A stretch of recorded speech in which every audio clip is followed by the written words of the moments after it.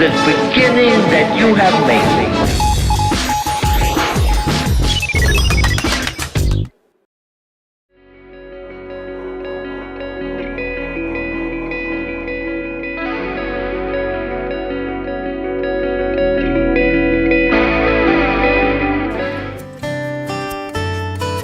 When I look at the internet, I see that Jewish heritage travel is really popping up now. It's becoming very big in Europe. And many Jews want to have the Jewish Heritage Tour of Stockholm, and it's not so easy to find. There are authorized tour guides who do Jewish heritage tours, yes, but there's no way of finding it really.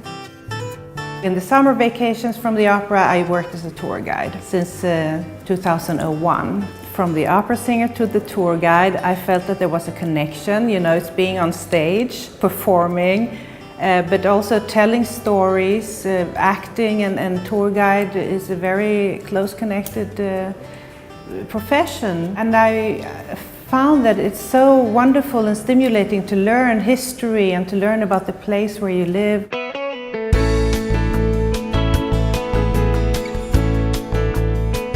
I want to create the webpage jewishstockholm.com, where I have a suggestion of tours, Jewish tours, but in combination with the Stockholm general sites. There are many interesting stories to tell. Jewish history, what happened when the first Jew came and how did it happen, what happened before that. Monuments or histories about interesting things that have taken part here. For example, I would like to tell a little bit about the Holocaust in connection to the monuments we have.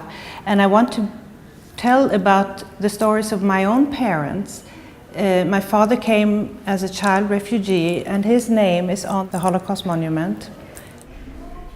I will tell about my mother, how she came with the white buses, the Bernadotte buses, as we call them. I want to tell stories about the sculpture that Billy Gordon created on Östermalmstorg. There are many nice stories. So I have been working in the Royal Opera of Stockholm for 20 years now, in the choir. The past years in the opera, I felt that I wanted to do something else. And that's when I started to meet some people here who are authorized Stockholm guides. And I felt immediately that this is something for me. This could be interesting for me. Also because I had the languages. I have Hebrew, English and Danish. The Jewish engagement has come a little later. I have now stopped working at the opera, and through that process I have become more interested in my Jewish roots. I have become more connected to the Jewish congregation. For me, it's a part of leaving the singing behind, going on to something else, and all the time I keep finding that the Jewish connection is what can catch up this kind of gap in my life. So this feels very important to me to dwell in. It's like entering into a very unknown field. I don't know yet how it's going to look. So in one way it's scary, and in one way it's very exciting. Something that I feel strongly about. To get the best stories and to tell them, that's what I like to do.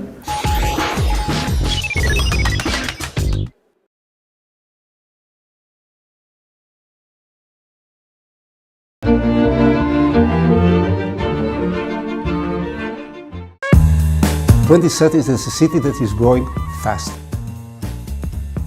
Tel Aviv was not built on the seashore, so people are not aware of that. They took from different architecture styles elements. There is one significant building, it's called the Gymnasia Herzliya, a symbol for the eclectic style.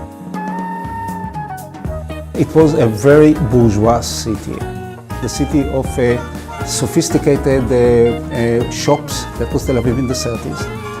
To an extent, nothing had changed.